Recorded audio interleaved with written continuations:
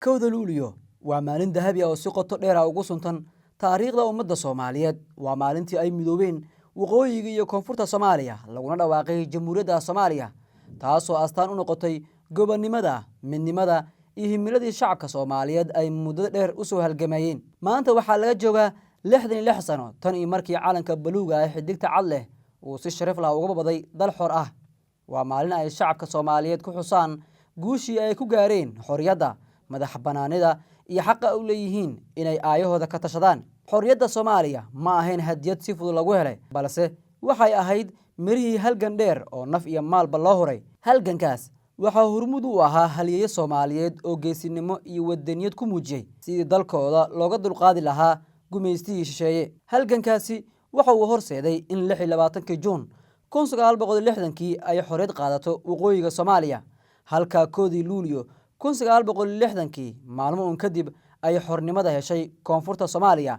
isla maalintaas ay labada dhinac midoobeen, waxaana si rasmi ah u dhalatay Jamhuuriyadda Soomaaliya, dhacdo taariikhi ah oo weligeed baal dahab ah kaga jirta taariikhda dalka. 66 sano kadib, shacabka Soomaaliyeed waxay weli si qiiro leh u xusaan geesinimadii iyo nafurnimadii halyeeyadii gobonnimada.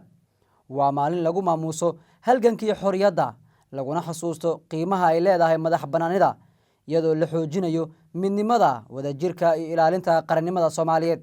inkastoo ay Soomaaliya soo martay marxalado adag oo ay ka mid yihiin burbur dowladeed, colaado iyo caqabado siyaasadeed, haddana rajada shacabka Soomaaliyeed ee ku aadan nabad waarta, dowladnimo adag iyo horumar loo siman yahay weli waa mid nool oo sii ifaysa.